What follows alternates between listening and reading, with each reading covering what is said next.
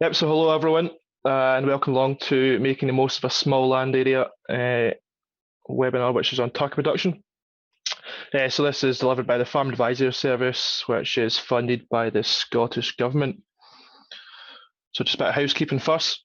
So if you're having trouble hearing myself or Sasha, or viewing the slides, which you should be seeing now, leave the meeting and rejoin using the original link.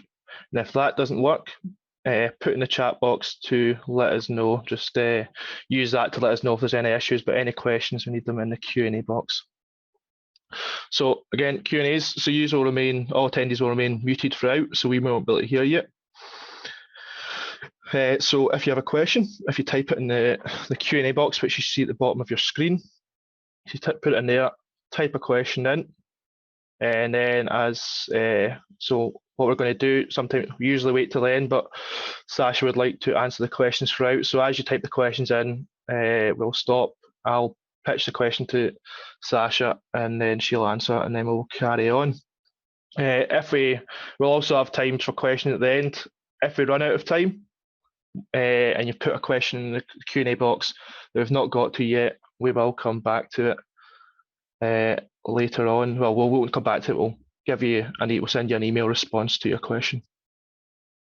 So tonight we are joined by Sasha Grierson, who is a senior project manager running the Scottish Farm Business Survey for SEC Consulting. So Scottish Farm Business Survey is basically a survey of profitability across Scotland and all farms. But Sasha also has a very interesting background as well, a very interesting business that she runs alongside her husband, which informs her talk tonight. So we'll hear more about that later. So we're just going to come back, and we are going to do a quick poll. I'm going to stop sharing. We're going to go poll. So if you can please fill out this poll as it pops up. So what is your background? So here we're just trying to figure out what your kind of background is, so we can try and tailor the kind of delivery of this event towards your background. So I'll give you a minute to fill out the poll. So there we go. So the results of the poll are in. So we have 50% of the attendees are new entrants, 18% are farmers that are looking to diversify, and we've got 32%, which I put other. So whether that's industry professionals or people with other situations. So Sasha, if you'd like to share your screen, please, that'd be good.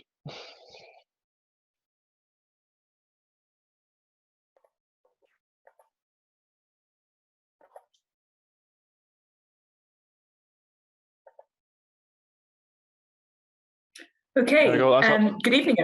Oh, can you see that? Yeah, we can see it. Okay, that's cool. Good evening, everybody. My name is Sasha Grierson. I work for SAC Consulting, but I have some experience in the past of rearing and processing turkeys for the direct sales market. So I've had exposure to that for 10 years now. So I've learned a little bit along the way, and I'm hoping to share some of the basic principles with you tonight. Turkeys are ideally suited to a small land area, as James has said, and I thought I'd just put up a picture, first of all, of the end product, because as we all know, turkey is for a celebration.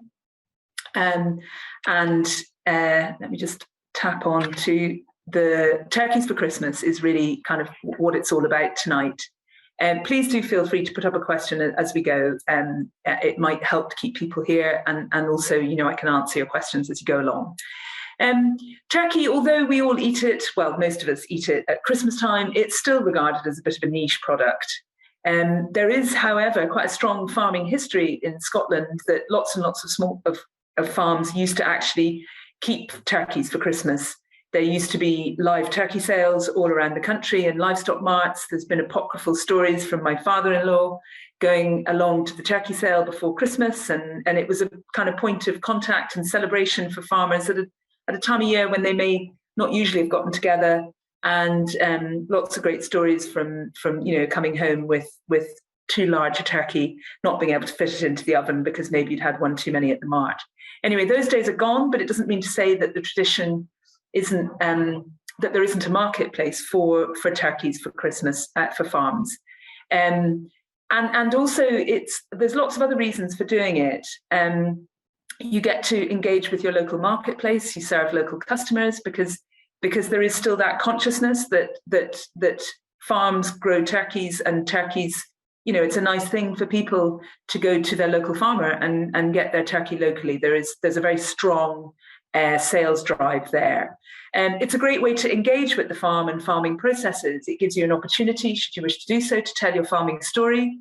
It's a great way to start off in farm retail. It's a hard way to start off in farm retail, you might argue, but it also creates the opportunity for farm retail, and in quite and can be done in quite a rustic way.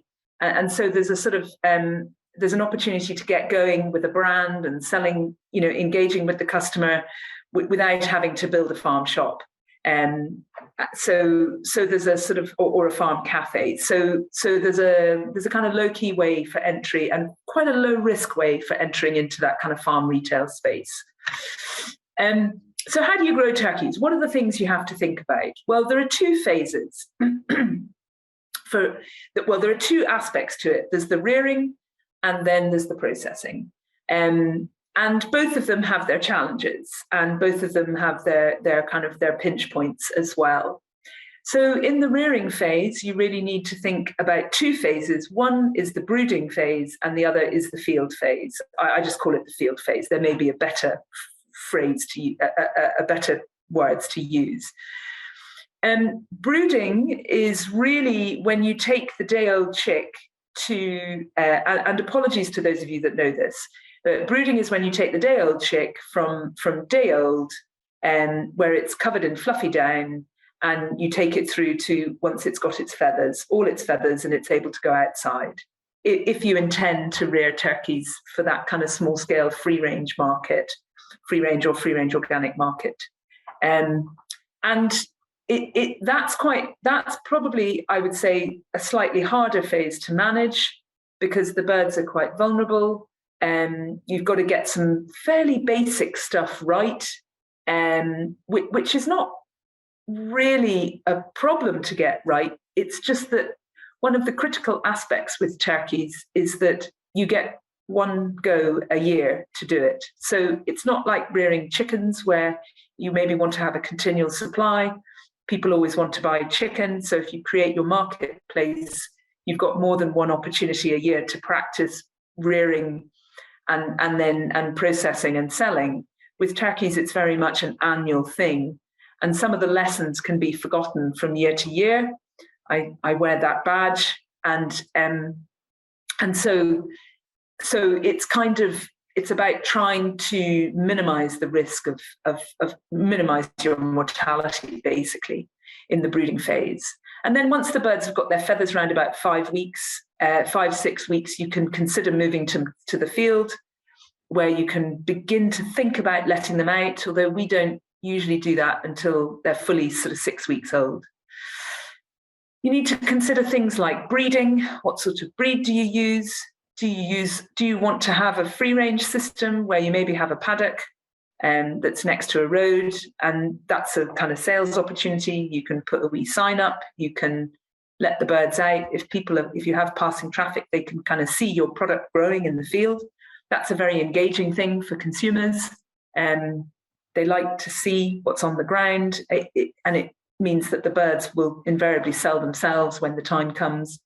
Or do you want to use a commercial strain, which would be a kind of what I call a white bird, probably got quite high growth, quick, fast growth rate. So there are these kinds of considerations, and there are various breeds of birds that are very well suited to the free range job, and they're usually what we call a bronze bird, and the Kelly Bronze is probably the most well-known brand. And so there are those kinds of considerations. There are two points to get them in. when to get them in. So you can get them in as day-old chicks, and then you would be committed to a brooding phase, or you can get them in as poults at 6 weeks, where they've got their feathers, they're a bit more robust. There's advantages and disadvantages to both, pros and cons to both systems, and the pros really with day-olds is that you get to manage the job from start to finish. You start with your day-old chick, and you manage it from start to finish. Given that the brooding phase is slightly riskier, and the risk of mortality is higher, and the things that you have to do are a little bit more detailed, people sometimes prefer bringing them in as poults. But in many ways, if you bring them in as poults, you may well be bringing in someone else's problem. There's an animal husbandry thing. You may not be bringing in the healthiest birds. They may have had exposure to lots of other different diseases, that kind of thing. So there's swings and roundabouts. They're also a bit more expensive. Well, they're a lot more expensive. And again, you may decide that if you're committing to the turkey job, how long will you say, and you're going to do free range, that really if you get them in sort of July time versus September time, that's not that too much extra length of time to look after them for. So that's something to consider. Where do you get them? There are various providers of day-old chicks, and invariably one of the difficulties will be finding something in Scotland, and it's not too hard to find sources of day-old turkey chicks in available in England, but you may need to drive to get them, and a simple web search will take you there. And then there's the kind of issues around how to process them, and things to consider is, do you dry pluck, or do you invest in a wet line? And we'll come to that. We'll come to that pros and cons. So the brooding phase, what do you want to think about? Well, it depends on the size, the number of birds that you want to get in. If you have 50 birds, if you decide that you think, well, okay, I can sell 50 turkeys to start with, that's not too big a risk. Your chick cost, if it's round about £6 a bird, 50 chicks, £6, that's £300 for your chicks. So it's not a huge outlay. You can probably do that in a kind of 3x3 stable, so long as it's pest proof, your pest control is good. And that will be a challenge because you will have feed kicking around. So you need to consider that. You can need to consider, do you have adequate water supplies? Are you happy carrying water drinkers to and from the outside tap, stuff like that? Stuff like that gets really dull once you get into it. And you haven't thought about that. You could move to automated watering. And so you can either consider investing in a shed that will do the job from start to finish. That's probably a bit of an outlay of a few thousands of pounds. And again, poultry housing, a simple Google search will take you to poultry housing. James, you have a question?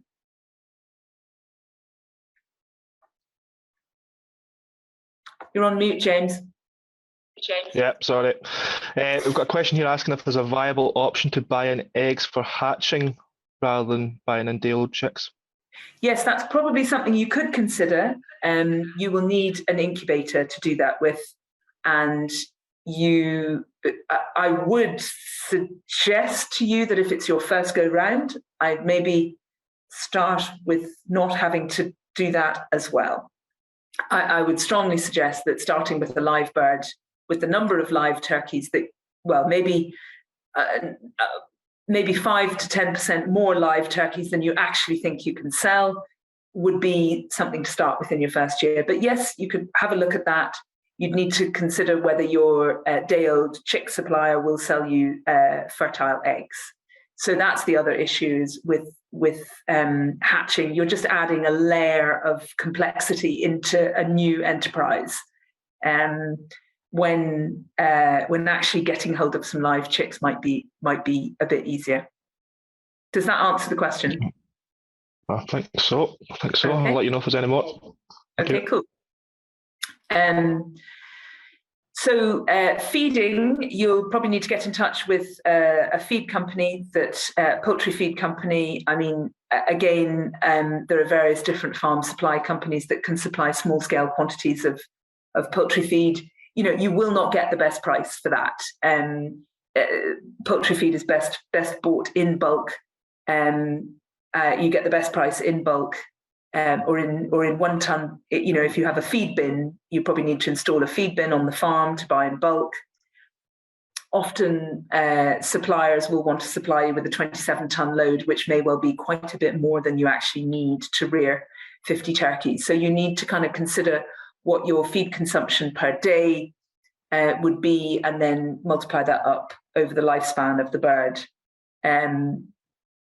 Then you'll need to consider your range, the brooding phase. I put in water trough, beware, and that's actually a point I should come to, which I'll come back to that. Growth rates, if you're concerned that your birds aren't really growing quick enough, then you maybe need to start weighing them.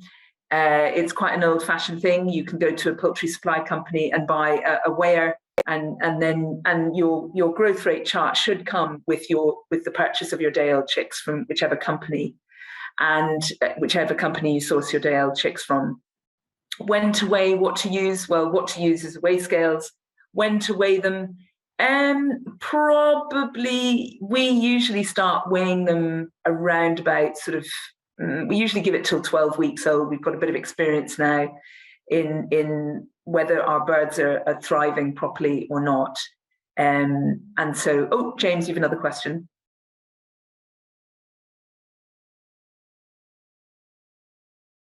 You're on mute. No, that was just me replying to her. Sorry? That was just me replying. Okay, that's cool. No worries. Okay. You probably want to take your hand down, James, then. Yeah. Okay. So, that's better. Okay.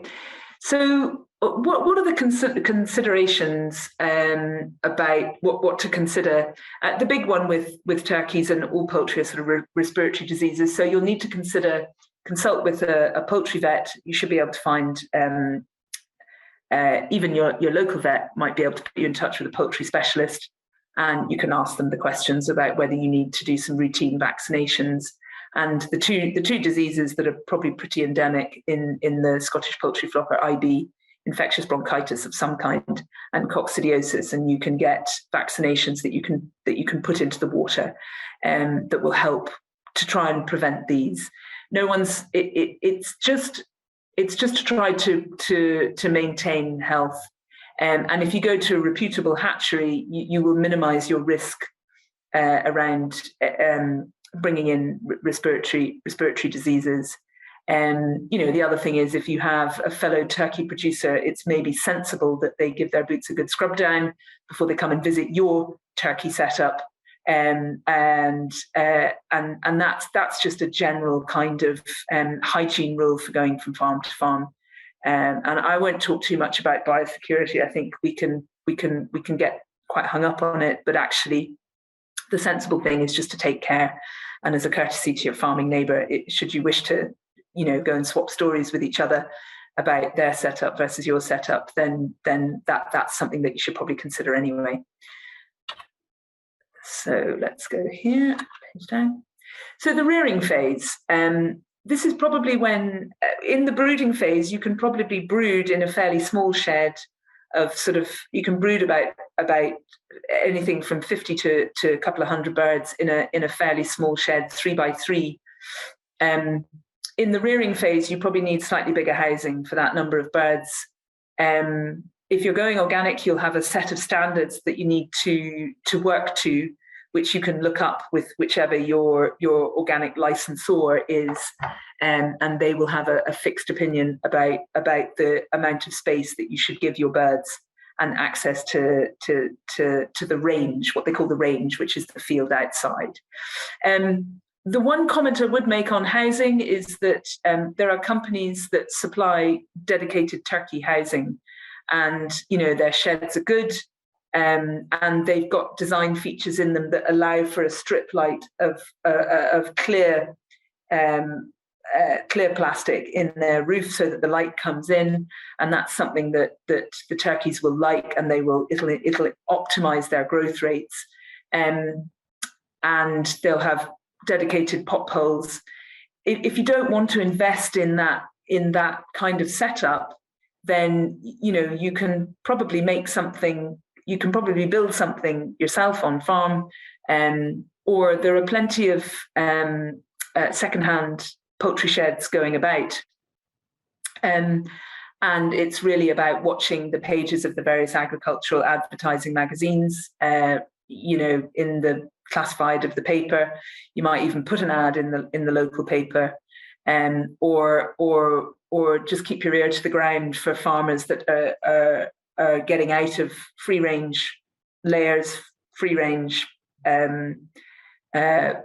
meat birds, meat chickens, and maybe even people who are passing on a dedicated turkey shed. But you can adapt a poultry shed to suit your needs, provided you provide the birds with the right sort of height of a door to get out of, so that they can get out and go onto the range. Turkeys are naturally curious; they will go outside, and if you use the right breed for going outside, if you use the right breed for the free range job, they will go outside naturally, and you'll be amazed at what they will do and what they will follow, and you'll have quite good fun with your turkeys if you're into that kind of thing. And when you go out in the field, they will come to you, particularly if someone's been hand feeding them with feeders. They associate people with food very, very quickly. So you'll need to. So that's sort of comments on housing. And feeding is, again, you can get dedicated turkey rations made up, but you will probably, with small scale production, you will probably need to buy in bagged feed, and that won't be as cost effective as a 27-ton lorry load of feed that you can put in a grain store. But if you have a small land area, that's not going to work for you. So you will be buying in bagged feed in probably 20 kilo sacks, and you'll be feeding it. So you'll need a feed hopper of maybe, for 50 turkeys, you'd need maybe 3 feed hoppers, and they'll need to be topped up in the morning. And as the birds grow, you may need to buy more feed hoppers, so that you can always have food in front of them, so that you will optimize their growth rate.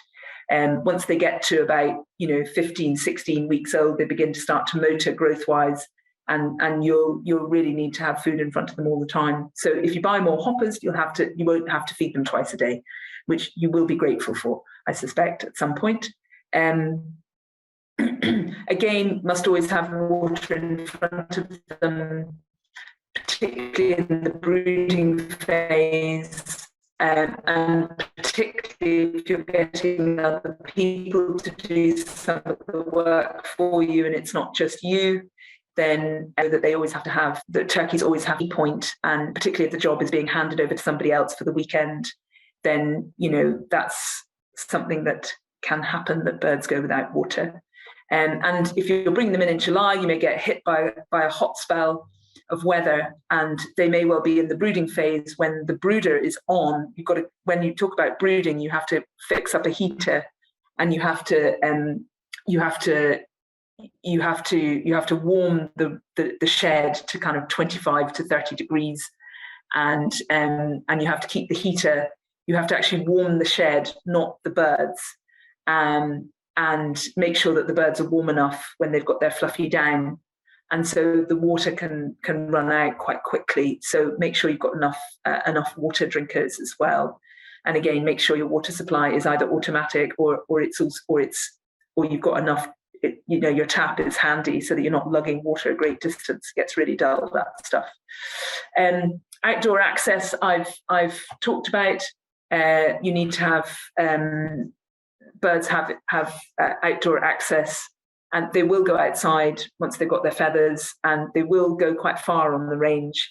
So again, you need to consider the fencing of your field, and as they grow during the rearing phase, they will get really adventurous. They will go looking for things to do. So you need fencing that will stop your turkeys from leaving the field, because they'll kind of head off, and before you know it, you'll be heading off to another field quite far to go and get them to come back in. Because this is a key point. If you let them out during the day, once it gets dark, turkeys will just sit down where they are. They don't have the homing instinct that chickens have. Chickens will go back to their shed usually when it gets to a certain amount of daylight. Turkeys don't do that. You have to round them up and put them in the shed. And that's a really key point. Foxes are going about. It's impossible to control for foxes. They'll be able to come into your turkey environment. And so you really need to close them up. James, you have a question? Yes, I've got two. Oh. So first question, can you use sheep creep feeders to feed the turkeys? I don't know. I don't know the answer to that question. That's because I'm not massively familiar with sheep creep feeders. So you probably could. You could give it a try. Mm-hmm. Yeah, I think you'd be able to anyway. Mm-hmm. I think you would. Certainly when the turkeys are a bit bigger anyway. Yeah, I think when they're bigger, I think when in the brooding phase, really important to keep your feed very easily available in the first kind of 2 weeks. So you put out trays of feed rather than a feed hopper. And if there's any barrier to turkeys jumping in with creep feeding, I'm guessing that might crop up.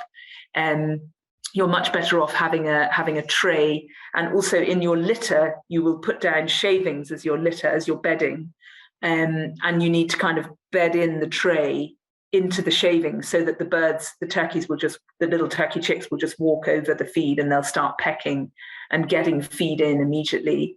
So that's something definitely worth investing in. A few feed hoppers. Poultry feed hoppers from Harborough are kind of £20-30 each. That's £100 worth of investment. It's well worth it to get them up into the brooding phase, I should say, securely. Okay. Yeah. Any other question? Yeah. I mean, I've also seen some like people using guttering as kind of improvised feed. Yeah, you could do that. Yep.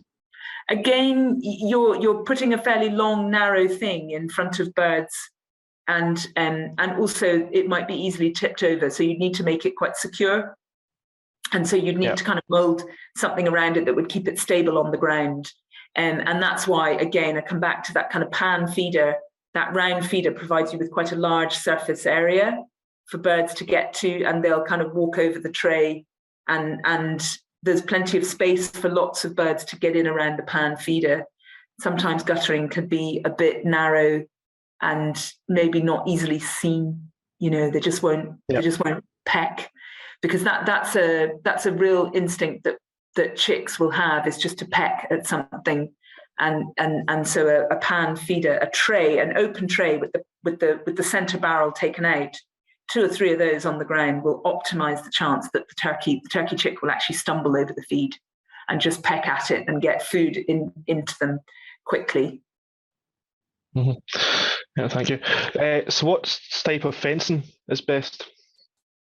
What type of fencing? I mean, standard livestock fencing. And if you want to put up some I'm just trying to think, do we make do with, when they're older, you can do sheep fencing. When they're younger, you might need rabbit fencing around your range. But there's only, it's really, I tell you, it's only my own problem in that we've always kept turkeys in the front paddock next to the road. And before you know it, if you don't have the rabbit netting up along the side of the fence, the turkeys are kind of, there's a critical bit where they're able to get through the sheep fencing. They're small enough to get through the sheep fencing. And then they start jumping, and they're they're strong enough to get over the fence. So you have to raise the fence. If you have a roadside, you have to put your fencing up to kind of 6 foot height. You're netting up to 6 foot height, so you need to put in some temporary fencing. And it sounds like a lot of work, but it's actually it's marketing is also a lot of work. So if you do have some roadside and people passing, then it's a nice way they sell themselves. So yes, any other questions? Yeah, well, that was the third question that you just answered. What height the fencing should be? What height? Okay. It depends on the bird. Up to about, they get to an age where they can jump over a standard livestock fence, and they will jump over it if there's something interesting to go and see. If you're using a free range bird, and that's great. That's a really good sign of health in your birds, which is good. The general public want to see that, but you don't want to get them. You don't want to be going into neighbours' fields looking for your turkeys to put back in at night. That gets to be quite a bore as well. Absolutely. Right, Okay. I think that's all the questions for now. Thank you. Okay. And then there's something about enrichment of the range in the ranging phase. So, putting stuff out on the field for turkeys to go and climb on, then they won't be jumping over the fence. And so we've tried empty tatty boxes and shelters for them to go, small shelters out in the field. They will go and climb on the tatty on an old tatty box. They'll climb on a platform. We once famously had put up a sign saying "Turkeys for Christmas" this way, and the first thing the turkeys did was go and climb all over the sign and provide everybody with a great photo opportunity for your social media and your marketing, which is, it's one way of doing it. But they are curious birds, and it's nice to give them something to do. If they have stuff to do in the range, then they'll happily scratch around in the grass. But if you don't have a big area to give them, then it's nice to give them something to do as well. And sometimes people hang things inside the shed. They hang cabbages down on ropes, on strings from the roof of the shed down, and the birds will peck at them, and that gives them something to do as well inside. So that's just a concept. That's just to talk a little bit about enrichment.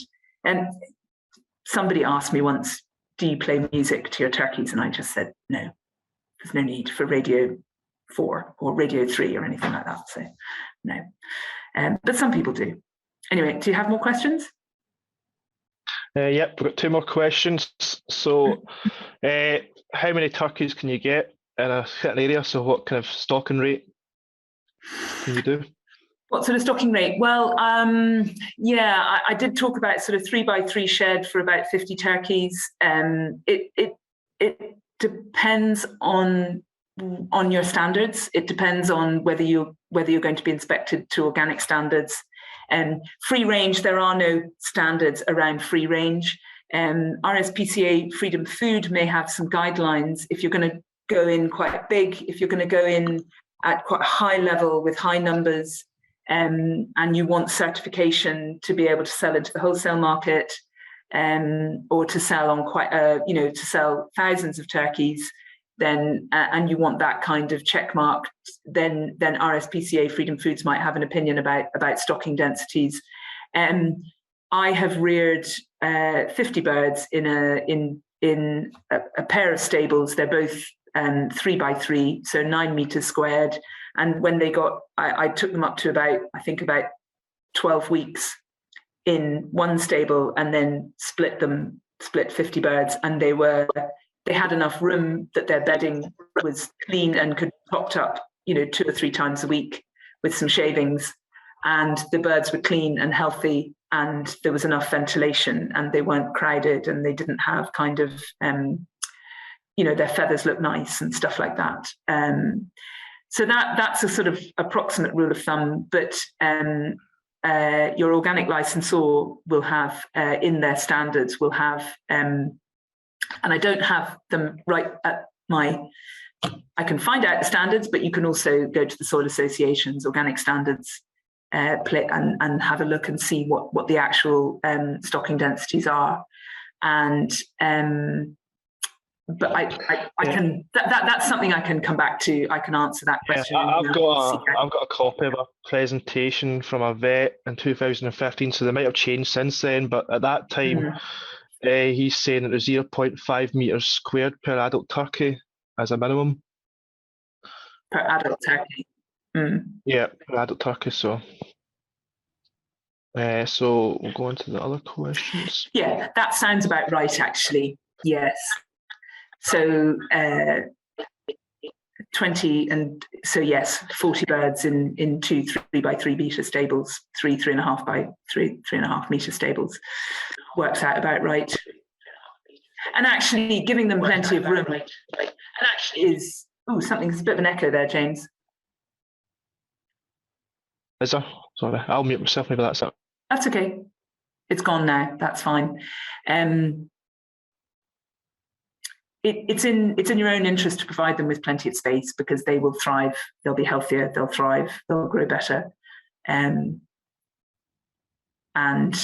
you can manage things like the litter in their bedding better, which will keep. And if you don't have to go and top it up all the time, every single day, because you've got too many birds in a shed, then your litter is going to be cleaner. The birds are going to be cleaner. It's all going to be, it's going to be a nicer environment for your poultry. Yeah. So we've actually got an answer to that question in the chat box. We've brilliant. So 1 meter squared per 25 kilogram of turkey. Okay. So it's on the weight. So the heavier they are, the more space they need, which does make sense. And on that point, if you're rearing birds that are on that point, a live turkey, a turkey, an oven-ready turkey, is about, with the giblets, is about 75% of the live weight. So if you're rearing free-range birds and your average weight that you want, live weight, is about 5 kilos, and so you'll have a range of weights from if you're using free-range birds, you'll have a range of weights from 7 or 8 down to 4 kilos. And if you've bought in your day-old chicks as hatched, you'll have probably 51% will be male and 49% will be female. And your females will be 4 to 5 kilos, and your males will be 5 to 8. They'll be probably 6 to 8 kilos. And your stags and hens. And so you can work out roughly what space of shed you'll need for your birds. As we went on and numbers went up, we very quickly realized that we could brood birds in our stable facility, but that we needed to get them out of there fairly quickly. And we left a token few in the 2 stables at the front paddock, which was a kind of marketing exercise. And then we moved to a repurposed poultry shed that we'd repurposed for turkeys, and we were able to give them plenty of space, and that actually made a big difference to the bird health and the way they thrived and the way they ranged, and that translated into a much better finished product. Does it matter what sex of bird you raise? That's one of the questions. Yes, it does, because your hens will finish at a lower weight than your stags, and just naturally, your stags will grow to be bigger. That's their natural, the natural thing. The marketplace demands different things at different times. The marketplace all wants a sort of 4 to 4.5 kilo turkey. Not all. It can vary, but people generally have. There's very few people who will want a turkey for Christmas that will feed 20 people, particularly in the last few years where we've had limited numbers for COVID. The rule of thumb, I have heard butchers talking about allowing 1 kilo of turkey per person. That's a lot of turkey per person. The bird that everybody seems to want, the most popular bird, is the bird that's around about 5 kilos, which is enough for, I sell turkeys at 0.5 kilo per person. I feel I'm not ripping off the customer. That's quite important. And I'm also not leaving the customer with lots and lots of food waste. And you should get 2 meals. You should get Christmas Day and Boxing Day out of a 5 kilo bird for 10 people. But you won't have much else left over. It's that simple. So that's a kind of rule of thumb. The day-old, you can buy day-old chicks sexed, and you can buy all females, but then you will get 4.5. If you're buying a particular breed, you'll get 4 to 5 kilos, and or you can buy as hatched, which is about 51% male, 49% female, or you can buy sexed stags, but it's not a lot of people want that. So that's your decision. Suggest to get going is, if you're doing it for your first year, you're going to be feeling your way, and buy as hatched and see how you get on, and you'll quickly work out, if you weigh your birds as you go through, and weigh them weekly, you'll see that's a bit of a job to do, but it'll provide you with good data for following years. So that's an idea. To just go down that route and then decide in year 2, year 3, and adjust accordingly. Does that answer the question? Thank you. I think so. Thank you. Okay. I can't see what's in the chat box. Oh, I can. On the subject of eggs, it doesn't matter what sex the bird you raise. Thank you. Brilliant.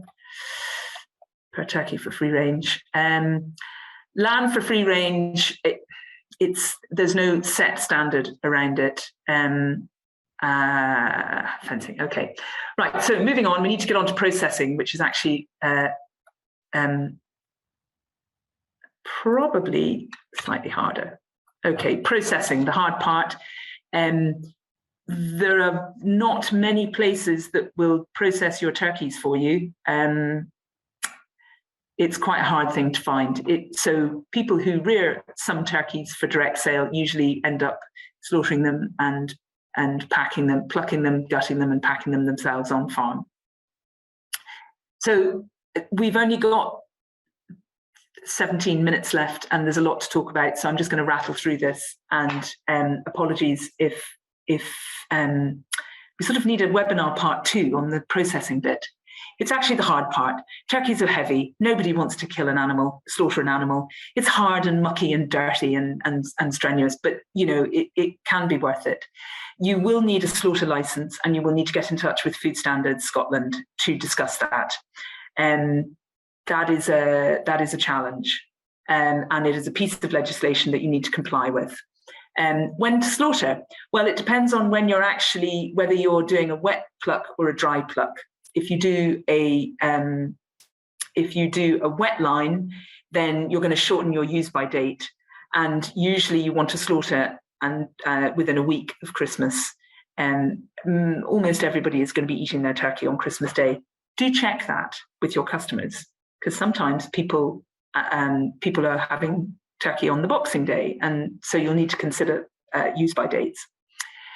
Use-by date consideration is quite challenging. Your EHO will probably say, well, you decide. Well, that's what they told me to do.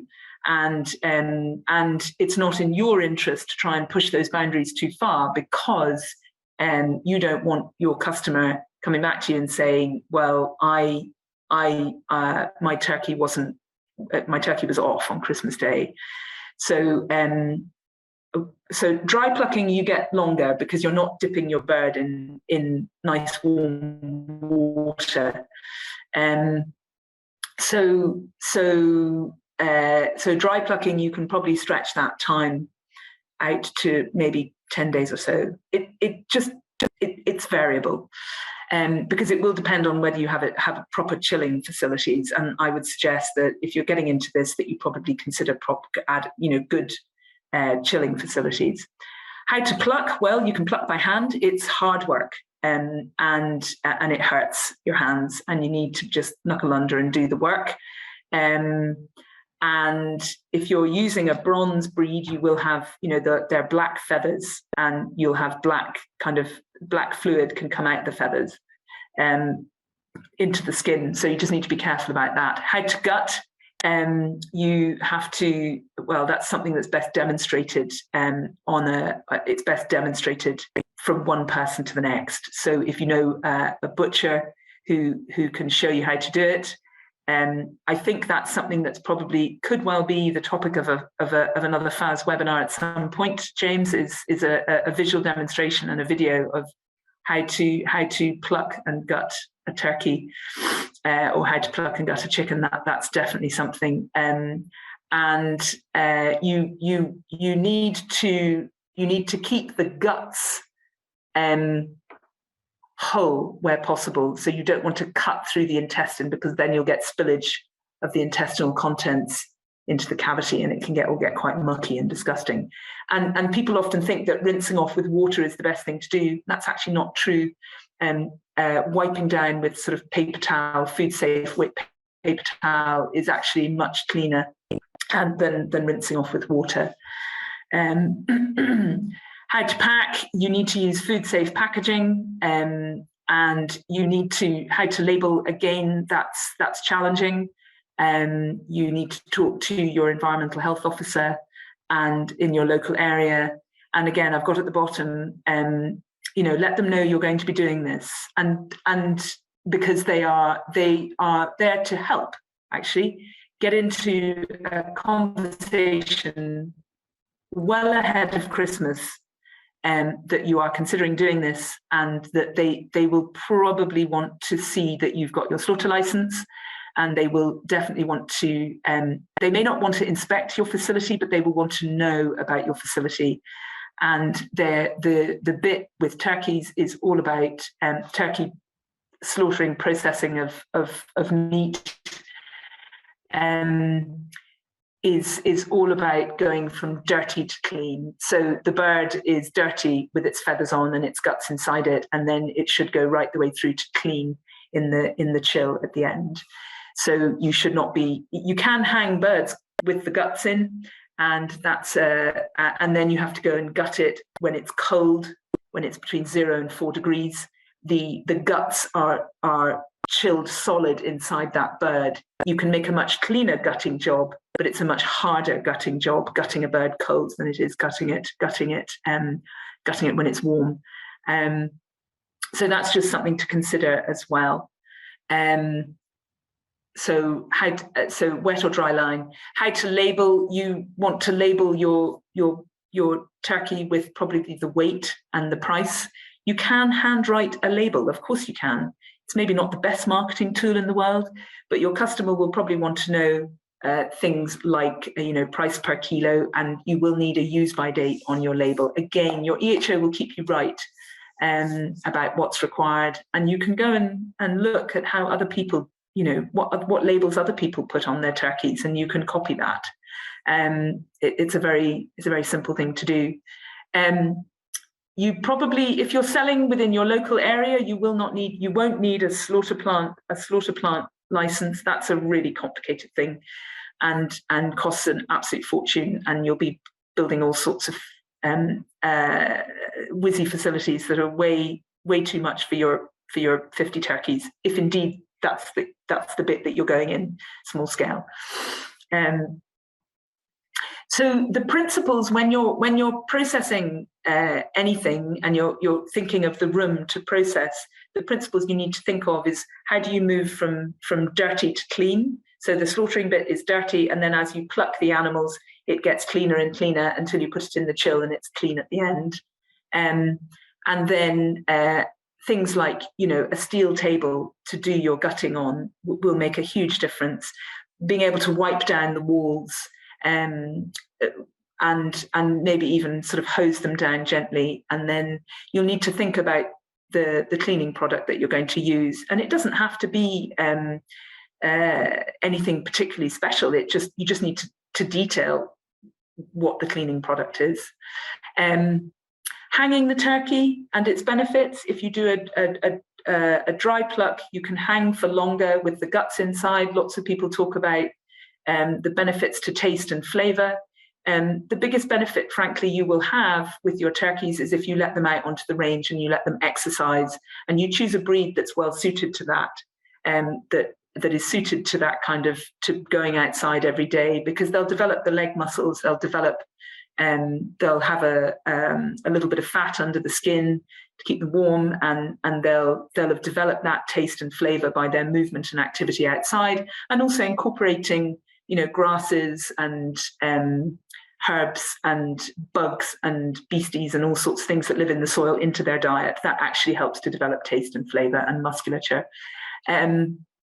So yes, you can hang and dry pluck and hang the bird, but it's you need to do both and do a taste test, and it depends. It depends on how you want to market it as well. Establishing use-by dates, again, that's very much have a chat with your AHO. It's very much do some product, put it in your fridge, check it every day. And what you're looking for is check your fridge temperature has been below 4 degrees, 0 to 4. What you're looking for is the point at which you wouldn't eat that bird. And then think about put yourself in your customer's shoes, and that will help you establish use-by dates. Okay. So things to watch out for when you're selling turkeys, things like, customers at Christmas get anxious. They get worried about whether the turkey will fit in their oven, and you don't know the size of their oven, but you have to kind of engage with that question. And also, will it be enough to feed my family of 6? Will a 10-kilo turkey be enough to feed my family of 6? Yes, of course it will. And you don't want to overcharge them. And sometimes they will appear at the door and they'll go, oh my goodness, that's far too big. And then you'll have to sort of figure it out. So you need to be prepared to engage with them on that level. And, half a kilo of turkey per person will do 2 meals. And it really will, provided they're not kind of huge doers. You need to think about your chill chain. You need to think about, having adequate chill space and adequate, a good chilling facility, a reliable chill to be able to cool your birds once they've been slaughtered. So you get them cold within as short a time as possible. You get them down to 0 to 4, so your use-by date will last.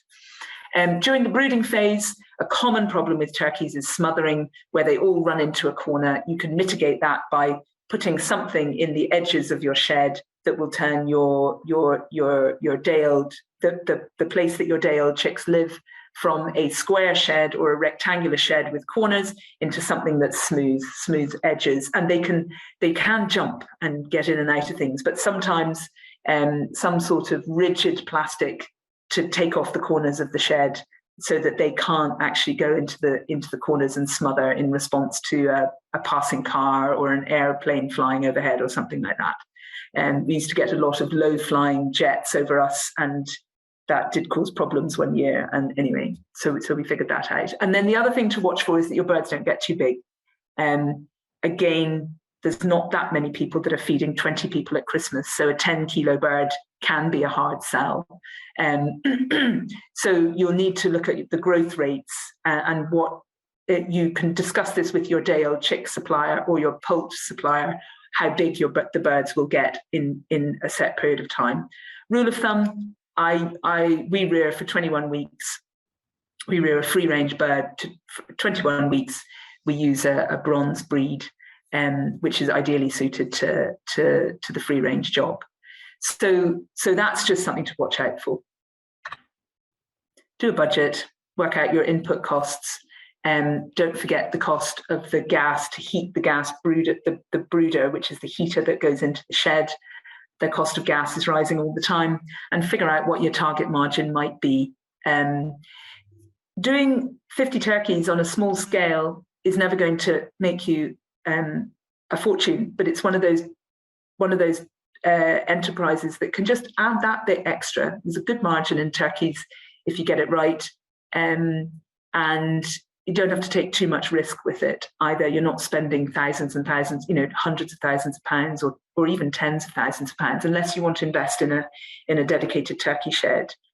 But so yes, do a budget, figure out whether it's going to work for you. And then here's your end result. It's a lovely turkey. And your customers, I haven't even got on to the kind of engaging with your customers part, that's a whole different thing.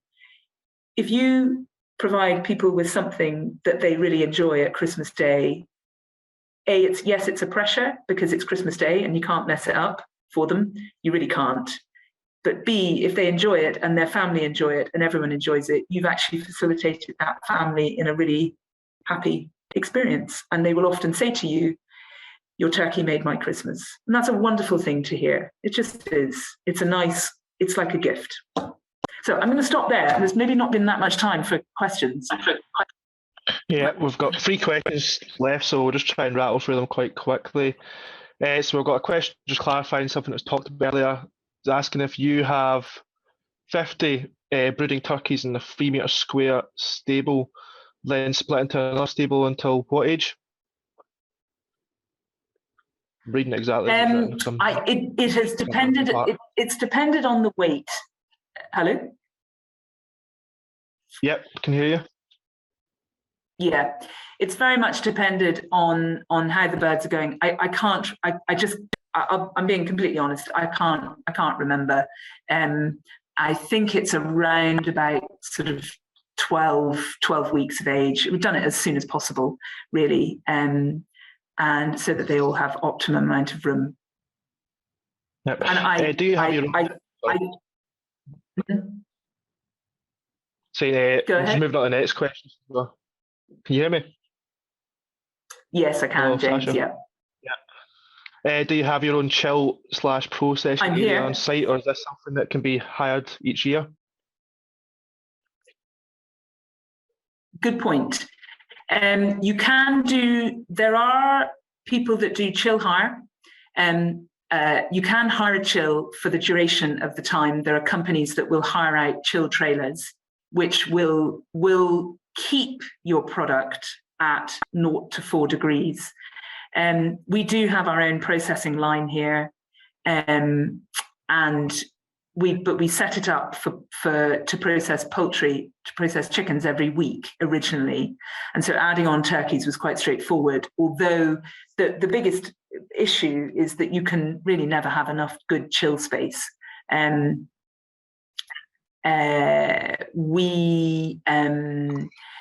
So what you do need, though, is if you just hire in a chill trailer, you will need somewhere to actually, you'll need somewhere to slaughter them and pluck them and gut them.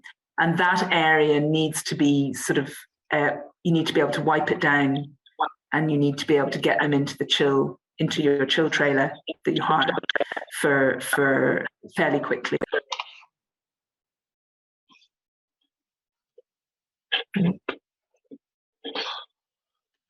So I'll answer one more question. So what sort of margin would you charge above costs? Oh, well, there's 2 approaches to pricing, and that's actually just a sort of a bigger question about pricing, full stop. I think it's more important to consider what your costs are, and then to consider what the market charges for turkeys, and you price what the market. That's just my general thoughts about pricing. Is you price what the market can bear. You're not competing against Tesco's frozen turkey. You're not competing in that marketplace by producing a high quality, high welfare bird on the farm. Yeah, fantastic. Right, so we're out of time, so I'll just jump onto the housekeeping at the end. We do have more questions coming in, but we are out of time. Yes, I can see them. So, yeah, I'm very happy to. Yeah, James, I don't mind staying on to try to answer a couple of these questions. But right, let's go for it then. Okay. So the one, how can we best negotiate the legislation regarding processing? So Andrew here put this question up. We did 25 turkeys this Christmas, sent them to a local farmer who had a slaughter license, but trading standards said this isn't legal and they must be slaughtered on our farm. Yeah. So what's the best way to negotiate the legislation? You need to get a slaughter license yourself, I'm afraid. yes, it's not legal. We could go into it in great depth, and I'm happy to take we can take this offline, but you do need to slaughter them on farm yourself, because he would be taking, the other person would be taking the risk. They can't really do it for you, unless they're selling it for you as well. Yeah. Is there any good resources on the regulations or processing that you know of? Yes, there are. You can get information if you go to the Humane Slaughter Association. You'll get information on how to slaughter a bird to Humane Slaughter Association guidelines, and the regulations about doing turkeys are trying to think where they are. You can find them on the ARPID website. Is it the ARPID website? Yeah, but the Scottish Government either way. Will be among the Scottish Government welfare codes. There will be. Well, Humane Slaughter Association guidelines are what I have used in the past for learning how to slaughter a bird humanely. And if you follow those, you'll be following government guidelines on how to slaughter a bird, so that the Food Standards Scotland will be able to give you a license. With anything with Food Standards Scotland, there is a process. You need to be inspected on it. You need to be and you need to demonstrate that you know what you're doing, and there's a fee for it. So that's the kind of barrier to entry for doing it on farm. Yeah, but just give them. What would you What would you expect to pay for cycled pulse? What would I expect to pay for 6-week-old pulse? Well, I would expect. I'd probably expect to pay the price of turkey feed has been rising. Here we go. Certificate of competence. That's it. Perfect. Thank you, Lucy. I'd be expecting to pay about £6. There we go. Fellow turkey farmer giggling. I'd be expecting to pay about £6 for a day-old chick. What I would expect to pay for a poult is probably, I don't know, 10, 12.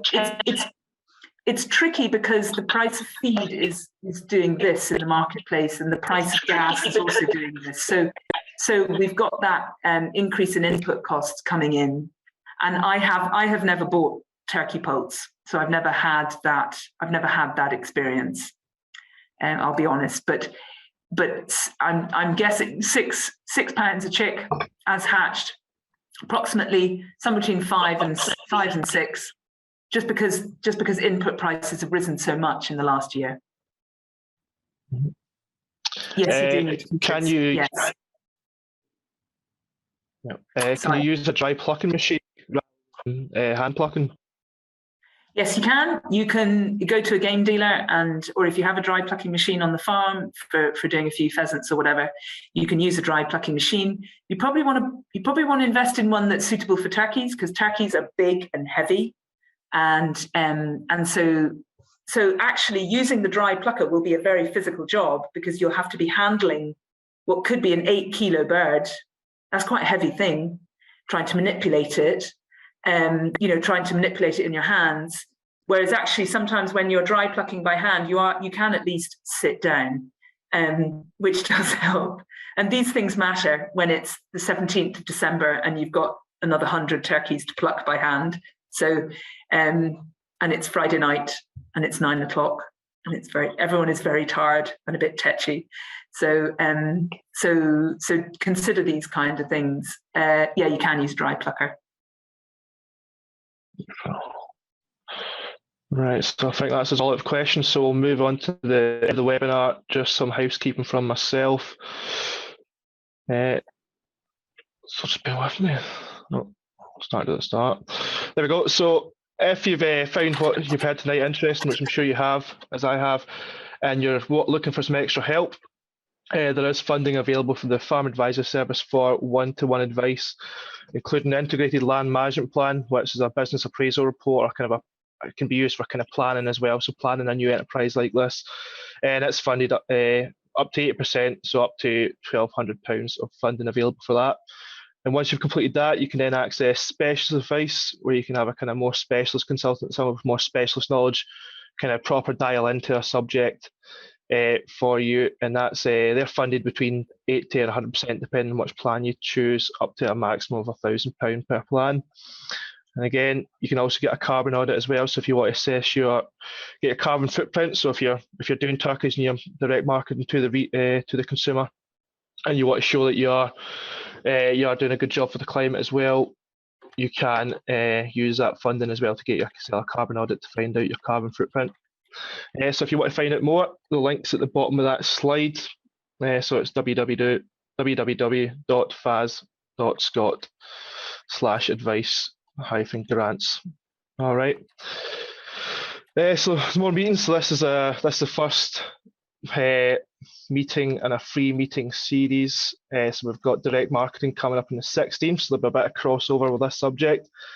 And then we've also got agritourism coming up on the 2nd of March. In addition, the Crofton Federation are also running training on turkey production. So unfortunately their meeting is fully subscribed, so they can't actually take any more people, but they have said if you are interested, to send them an email and they'll put on another course for anyone. So I've put the link to their website at the bottom of the page there. And again, to book yourself on any spaces for any more webinars, you've all done it with this one, but the link is at the bottom of the slide there. So we've done the questions. So if you've got any further questions, please just email me direct at james.orr@sec.co.uk. Myself and Sasha will do our best to answer whatever you send us. Other than that, all we need you to do is to fill out the feedback forms. So this is paid for by the Scottish Government, and as a result, the Scottish Government want to see how useful these webinars are to the attendees, people that are watching them. So they only take 2 minutes to fill out. And to incentivise you, there is a prize, a monthly prize. So if you fill out your feedback form, you're entered into a prize draw for a £50 voucher for either the Battlefield Bakery or Damn Delicious. So please do fill out the feedback forms. It really does help us justify why we need to keep doing this kind of thing to the Scottish Government. So thank you for listening. I hope you've all enjoyed it, and I hope it's been useful. Again, please get in touch if you've got any further questions. You can just email me direct. And other than that, I'll bid you all goodbye. Thank you very much.